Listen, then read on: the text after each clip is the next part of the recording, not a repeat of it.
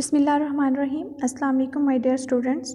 उम्मीद है आप सब खैरियत से होंगे। आज हम पढ़ेंगे बाब नंबर 7 इस्लामी जमहूरियत पाकिस्तान की ज़ुबानें। सबसे पहले हम देखेंगे कि ज़ुबान की अहमियत क्या है, ज़ुबान की इब्तिदा कैसे हुई, ज़ुबान और अदब का इर्तिका कैसे हुआ, जनूबी एशिया की कदीम ज़ुबान, पाकिस्तान की ज़ुबानें और इसकी बुनियादी इकाई क्या है। सबसे पहले हम अपने ख़यालात का इजहार ज़ुबान के ज़रिए इसलिए करते हैं कि ज़ुबान इंसानी जज्बात के इजहार का एक कुदरती और मौसर ज़रिया है। इससे हम अपने ख़यालात और एहसासात दूसरों तक पहुंचाते हैं। किसी भी ज़ुबान की मौजूदा शक्ल एक तवील, शौरी और मुसलसल मेहनत का नतीजा है। ज़ुबान की जो बुनियादी इकाई है वो अल्फाज हैं। पहले इब्तिदा में जो था कि मुख्तलिफ़ इशारों और आवाज़ों के सहारे इंसान अपने जज्बात और एहसासात दूसरों तक पहुंचाता था। मीन्स फीलिंग्स और इमोशंस को दूसरों तक पहुंचाने के लिए हमने ज़ुबान का इस्तेमाल किया और आहिस्ता आहिस्ता इन अल्फाजों ने मुख्तलिफ़ अल्फाज की शक्ल अख्तियार कर ली। इस तरह अल्फाज और इनके इस्तेमाल से ज़ुबान एक अहम ज़रिया इजहार बनी। इब्तिदा में क्या हुआ, इंसान ने इब्तिदा में ही ज़ुबान को अपनी अंदरूनी कैफियत के इजहार के लिए इस्तेमाल किया, लेकिन बाद में माशरती, मौशरी, तबी और मजहबी ज़रूरतों के पेश नज़र इसमें तब्दीलियाँ आती रहीं।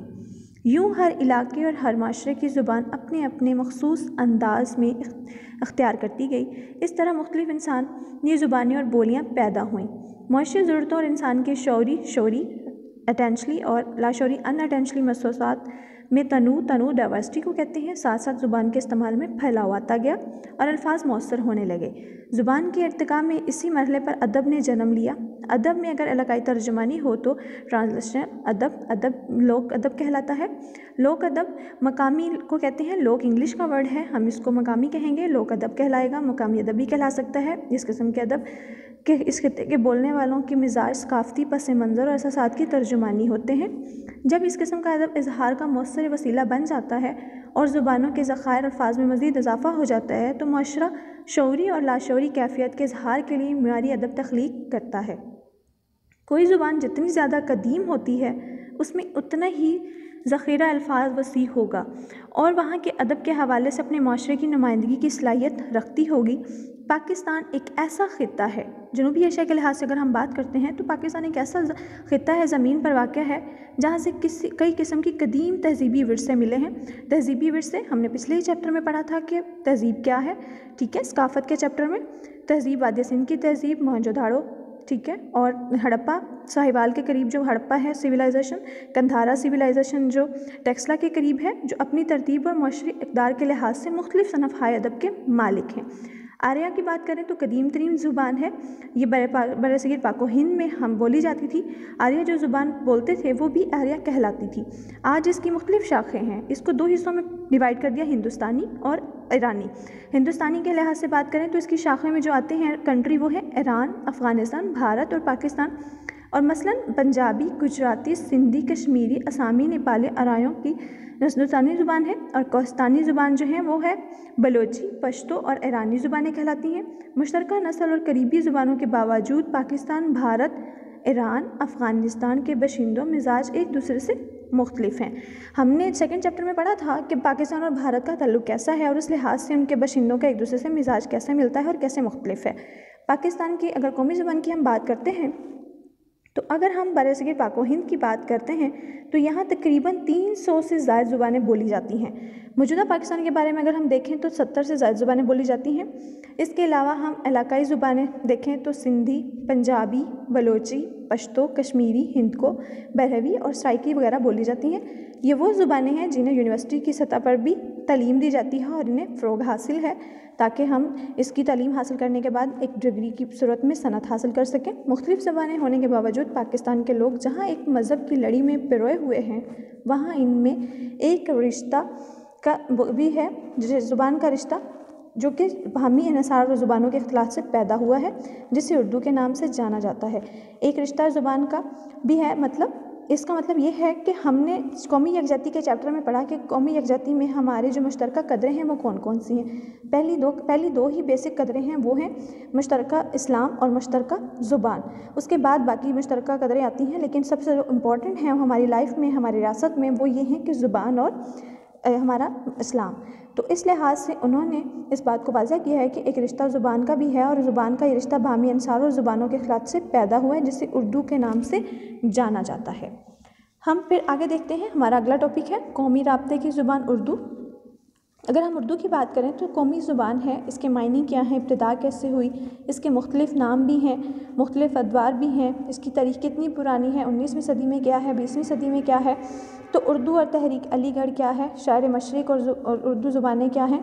तो इस तरह कौमी ज़ुबान उर्दू जहाँ ज़ाब्ते की ज़ुबान की हैसियत रखती है, वहाँ ये कौमी तशख़ीस की भी इलामत है। उर्दू तुर्की ज़ुबान का लफ्ज़ है, इसके मायने लश्कर के हैं। जनूबी एशिया में मुसलमानों की हुकूमत मजबूत हुई तो उन्होंने अपने लश्करों में मुख्तलिफ़ इलाकों के लोग भर्ती किए। लश्कर मीन उन्होंने अपनी फ़ौज में जब भर्तियाँ शुरू की तो बहुत सारे मुख्तलिफ़ इलाकों से आने वाले लोग, अरबी, ईरानी, तुर्की, हिंदुस्तानी, पंजाबी, सिंधी, जब वो आए तो ज़ाहिर बात है वो जिन जिन इलाकों से आए उन्हीं इलाकों की उन्होंने ज़ुबानें बोलनी थी। इस लिहाज से वो जब एक साथ रहने लगे तो उन्होंने एक लश्कर उर्दू ज़ुबान से वाबस्ता लोगों ने बोलना शुरू किया, जिसका नाम उर्दू रख दिया। जब मुख्तलिफ़ इलाकों के लोग एक साथ बात करते थे तो उनके अल्फाज जब जुड़ते गए तो जुड़ने की वजह से अल्फाज दर अल्फाज बढ़ता गया, ज़ख़ायर बढ़ने की वजह से उर्दू वजूद में आई।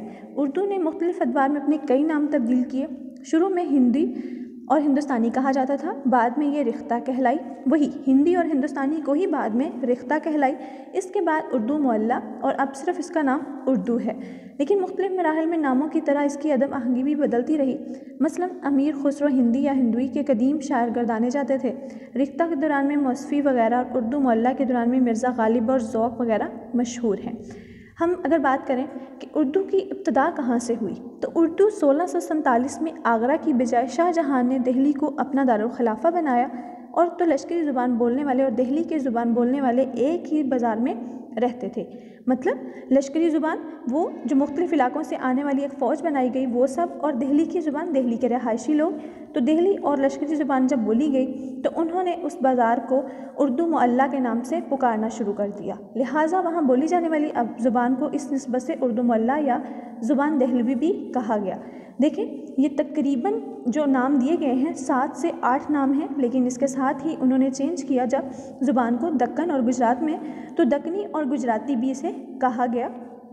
रियासत हैदराबाद दक्कन और गुजरात, पंजाब में जो गुजरात सिटी है वो भी रियासत का एक हिस्सा है, तो इसलिए रियासत हैदराबाद दक्कन और गुजराती जब पहुँचे तो गुजराती और दक्कनी के नाम से भी इसको जाना गया। इसकी मकबूलियत को देखकर अमरा ने इसकी तरक्की के लिए खसूसी कोशिशें की।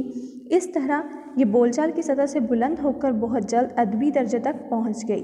उर्दू गज़ल का पहला दीवान सुल्तान मोहम्मद कली कुतुब शाह वली कनकंडा ने मरतब किया। दक्कन ही के वली दक्कनी का शुमार भी उर्दू की इब्तिदा शौरा में होता है। जिन दक्कनी शौरा ने उर्दू अदब का दामन वसी तर किया उनमें मिर्ज़ा मोहम्मद रफ़ी सौदा, मिर्तकी मीर और ख्वाजा मीर दर्द शामिल हैं।